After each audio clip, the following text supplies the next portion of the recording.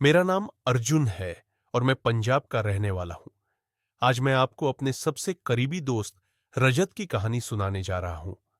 रजत और मैं बचपन से ही बहुत अच्छे दोस्त थे। हम दोनों ने स्कूल से लेकर कॉलेज तक साथ पढ़ाई की और हर एक बात एक दूसरे से साझा की। हमारे बीच एक गहरा बंधन था जो समय के साथ और भी मजबूत होता गया। जब हम कॉलेज में आए तो रजत की सगाई हो गई। उसकी मंगेतर का नाम नेहा था और दोनों एक दूसरे से बहुत प्यार करते थे। वे रात रात भर फोन पर बातें करते रहते थे, मानो उनकी बातें कभी खत्म ही नहीं होती थीं। एक दिन रजत ने मुझे बताया कि पिछली रात जब वह नेहा से बात कर रहा था तब कुछ अजीब हुआ। रजत ने मुझसे कहा, यार अर्जुन, कल रात नेहा से बात करते वक्त कुछ अजीब हुआ। जब मैंने उसे मिलने के लिए कहा तो उसकी आवाज अचानक बदल गई। उसने मुझे धमकी देते हुए कहा, तू ज्यादा मत बोल वरना तुझे वहीं दफन कर दूंगी। यह सुनकर मैं हैरान रह गया, लेकिन मैंने सोचा कि शायद वह मजाक कर रही होगी। मैंने भी उसे मजाक में कहा, क्या कर लेगी तू मेरा, चल देखते हैं। इस पर वह फिर बोली, आज रात देख तेरे साथ क्या होता है। यह कहकर उसने फोन काट दिया। यह सुनकर मैं भी थोड़ा चिंतित हो गया, लेकिन मैंने रजत को समझाया कि हो सकता है नेहा मजाक कर रही हो। हालांकि उस रात जो हुआ उसने हमारी सोच को पूरी तरह से बदल दिया। अगली सुबह जब रजत मुझसे मिला तो वह बहुत घबराया हुआ था।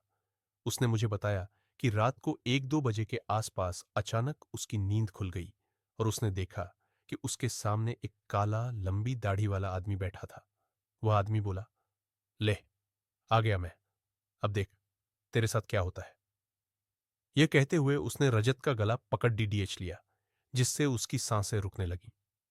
रजत ने तुरंत अल्लाह का नाम लेते हुए नमाज पढ़ना शुरू कर दिया और वह आदमी गायब हो गया।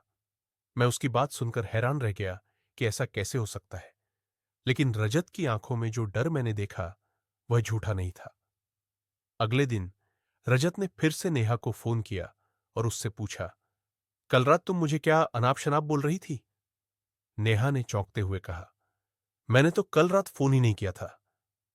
यह सुनकर रजत के रोंगटे खड़े हो गए। उसने तुरंत फोन काट दिया और मुझे सारी बात बताई। हम दोनों ने सोचा कि नेहा से मिलकर इस बारे में बात करनी चाहिए। रजत ने मुझे फोन किया और बताया कि नेहा की तबीयत खराब है और हमें उसके घर जाना चाहिए। अगले दिन हम दोनों तैयार होकर नेहा के घर पहुंचे। जब हमने दरवाजा खटखटाया तो नेहा सामने खड़ी थी, लेकिन उसकी आवाज पूरी तरह से बदल चुकी थी। वह किसी आदमी की तरह बोल रही थी, तू फिर आ गया ना, तूने अगर अंदर कदम रखा तो यहीं पर तेरी अर्थी निकाल दूंगी। रजत ये सुनकर स्तब्ध रह गया, लेकिन उसने हिम्मत जुटाई और अंदर कदम रखा। तभी नेहा ने दीवार पर टंगी तस्वीर उतारकर रजत के सिर पर दे मारी। उसके सिर से खून बहने लगा। यह देखकर नेहा के घर वाले भी घबरा गए और उसे पकड़कर बैठाया। उसके दादाजी ने बताया कि नेहा पर जिन्न का साया है, लेकिन रजत के ससुर ने उन्हें चुप रहने को कहा। थोड़ी देर बाद हम अस्पताल गए और रजत के सिर की पट्टी करवाई। अगले ही दिन रजत ने मुझे फोन किया कि नेहा की तबीयत बहुत खराब है और उसे अस्पताल में भर्ती किया गया है। हम तुरंत अस्पताल पहुंचे, लेकिन डॉक्टरों ने बताया कि नेहा की हालत बेहद नाजुक है और उन्हें समझ नहीं आ रहा कि किस बीमारी का इलाज करें। डॉक्टरों ने हार मानते हुए नेहा को घर ले जाने को कहा। जब नेहा को घर लाया गया तो उसने रजत को बुलाया और कहा, मैं अब ज्यादा दिन जिंदा नहीं रह पाऊंगी, तुम किसी अच्छी लड़की से शादी कर लेना। रजत की आंखों में आंसू आ गए और उसने कहा, मैं तुम्हें मरने नहीं दूंगा। तभी नेहा के दादाजी ने उसे एक बाबा के पास ले जाने को कहा। रजत और मैं नेहा को बाबा के पास ले गए, जो अपने इलाके के जाने माने तांत्रिक थे। बाबा ने नेहा की हालत देखते ही गंभीरता से कहा, इस पर एक बुरे जिन्न का साया है। वह इसे जकड़ चुका है और इसे धीरे धीरे खत्म कर रहा है, लेकिन अभी भी समय है, इसे बचाया जा सकता है। बाबा ने कहा कि इसका एक ही इलाज है। यहां से 100 किलोमीटर दूर एक दरगाह है जहां इसे ले जाना होगा। वहां इसे जिन्न से मुक्त किया जा सकता है। बाबा ने बताया कि इसके साथ वह व्यक्ति जाएगा जिसे यह सबसे ज्यादा चाहती है और उसकी सुरक्षा का ख्याल रखना होगा। रजत ने तुरंत कहा, मैं इसे लेकर जाऊंगा, मुझे बाइक चलानी आती है और मैं इसे बचाने के लिए कुछ भी करूंगा। रात के 2 बजे का समय चुना गया क्योंकि बाबा ने कहा कि यह समय जिन्हों की शक्ति के कमजोर होने का होता है। रजत और नेहा दोनों बाइक पर निकल पड़े। रास्ता सुनसान था और चारों तरफ अंधेरा फैला हुआ था।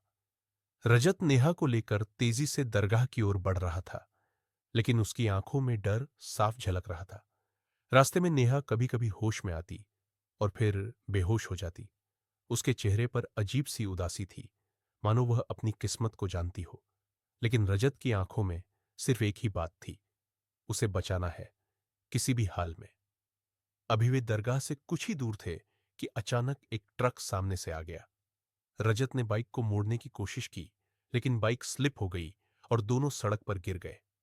उसी समय ट्रक ने उन दोनों को कुचल दिया। सब कुछ एक पल में खत्म हो गया। कुछ समय बाद मुझे फोन आया कि रजत और नेहा का एक्सीडेंट हो गया है और वे दोनों अब इस दुनिया में नहीं रहे। यह खबर सुनते ही मैं सन्न रह गया।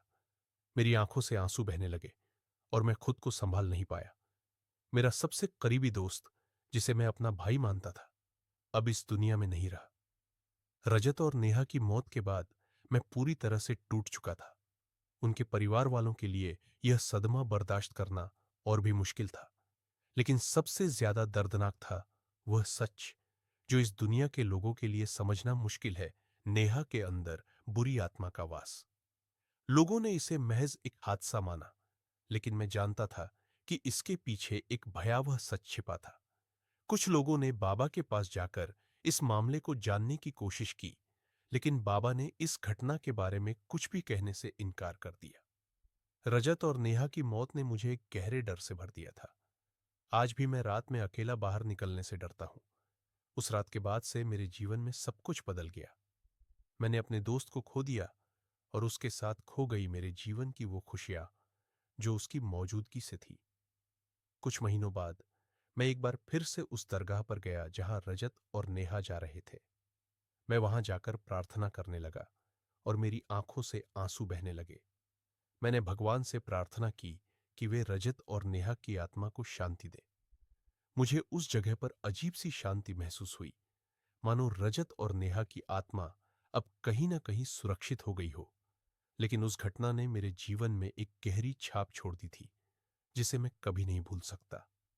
इस घटना ने मुझे यह सिखाया कि जीवन में कुछ ऐसी शक्तियां भी होती है जिन्हें हम समझ नहीं सकते। रजत और नेहा की कहानी आज भी मेरे दिल में बसी हुई है। उनकी यादें मेरे साथ हमेशा रहेंगी और उनकी मौत का रहस्य हमेशा मेरे मन में गूंजता रहेगा।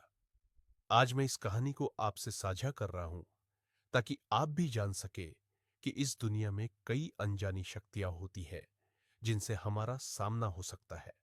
और जब ऐसा होता है तो हमें भगवान पर विश्वास करना चाहिए और हर स्थिति का सामना साहस से करना चाहिए।